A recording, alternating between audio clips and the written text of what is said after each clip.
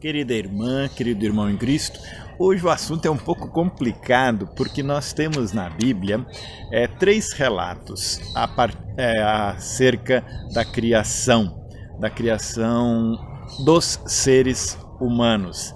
É um pouco complicado, mas eu vou me arriscar a dizer coisas que talvez você ache meio esquisito, mas acredite em mim, é verdade. E não precisamos entrar em conflito em nossa mente por causa disso. Bem, se trata então da criação do ser humano e da história da criação. Nós temos duas histórias da criação do mundo de forma separadas. Capítulo 1 vai falar de um Deus que cria tudo a partir do nada. Você se lembra? Deus disse, haja luz, e houve luz. Aí Deus olhou, achou assim, precisamos de uns mares e de rios. Então, haja mares e rios. Pronto, estavam aí. Esse é o Deus que é capaz de criar do nada. Existe até um verbo ali em Gênesis 1:1, que diz que é um verbo do verbo criar, que só é usado na Bíblia para Deus, porque é criar do nada. Nós, seres humanos, não criamos absolutamente nada do nada. Nós sempre transformamos as coisas. Precisamos de alguma coisa, né, para poder fazer outra. Deus não. Deus tem o poder de criar do nada. Nada existe e ele faz aquilo que ele quer.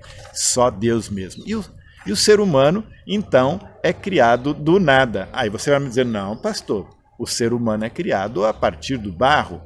Essa é a segunda história que existe lá em Gênesis capítulo 2. Foram escritos em tempos diferentes, em épocas onde a realidade era diferente. Só para você saber, o primeiro texto foi escrito quando o povo de Deus estava lá escravo na Babilônia, que a gente chama de exílio babilônico. E lá na Babilônia tinha dois grandes deuses, o Sol e a Lua. É interessante observar que o povo de Deus dá o seu testemunho de que Deus é criador de tudo, até mesmo do Sol e da Lua, os deuses dos babilônios. E essa criação do Sol e da Lua está bem lá no meio da criação, nem no início nem no final, para não ser mais importante ou menos importante. E nem aparece o nome Sol e Lua, é apenas o luzeiro maior e o luzeiro menor. Mas em capítulo 2 tem então a história de que Deus faz o ser humano do barro, né? E para dar vida para o ser humano, ele vai colocar a respiração, o seu espírito dentro daquele barro, e aquele barro então agora é um ser humano. E ainda temos a história que fala de como a mulher foi formada a partir da costela. Tudo isso você conhece, mas você bem provavelmente achava que está tudo no mesmo bolo. Não, são três histórias distintas. Aqui eu acho que está mais próximo com a vontade de Deus mesmo, é a do capítulo 1. O Deus poderoso de fazer as coisas do nada e cria o ser humano do nada. E daí lá nessa história, no capítulo 1, versículo 27, vai dizer o seguinte: Deus criou os seres humanos, está aqui no plural, hein?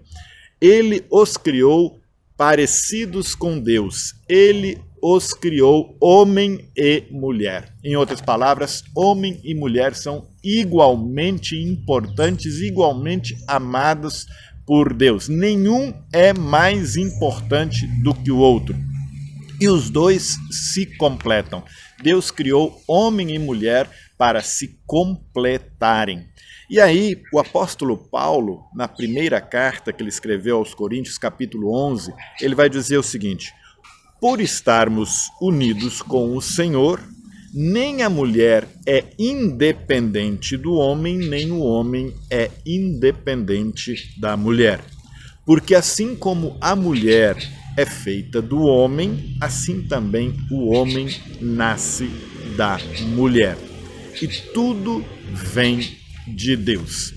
Eu acredito que essa é uma verdade. Primeiro que Deus criou seres humanos, então homem e mulher, e tudo vem de Deus. E o apóstolo Paulo deixa bem claro, nenhum é independente do outro. Isso significa, em outras palavras, um depende do outro, um precisa do outro, um foi criado para completar o outro. A minha esposa me completa.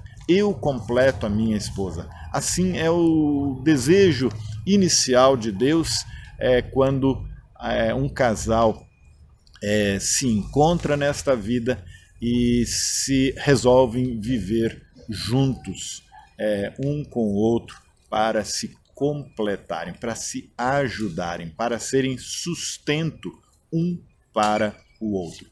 E aí eu escolhi uma música que não está no nosso cenário, mas que nós cantamos muito na nossa igreja. É do Padre Zezinho, Oração pela Família, que diz o seguinte: que nenhuma família comece em qualquer de repente, que nenhuma família termine por falta de amor, que o casal seja um para o outro de corpo e de mente, e que nada no mundo separe um casal sonhador.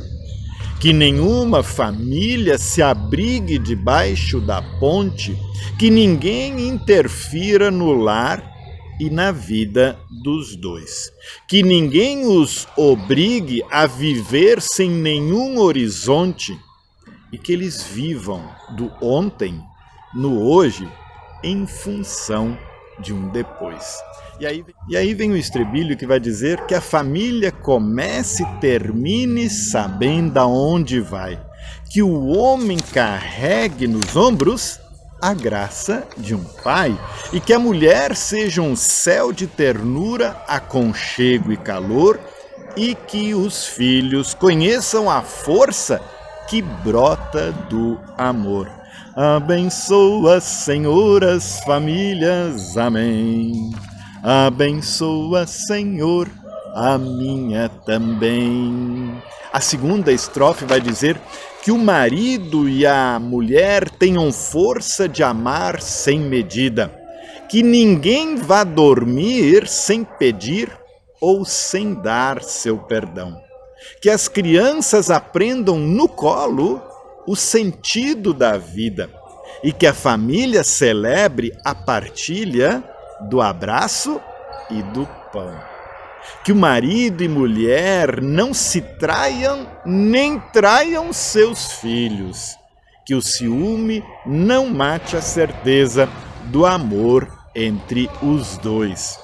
Que no seu firmamento a estrela que tem maior brilho seja a firme esperança de um céu aqui mesmo e depois. Eu gosto demais dessa música. Tem uma frasezinha lá meio machista, mas tudo bem.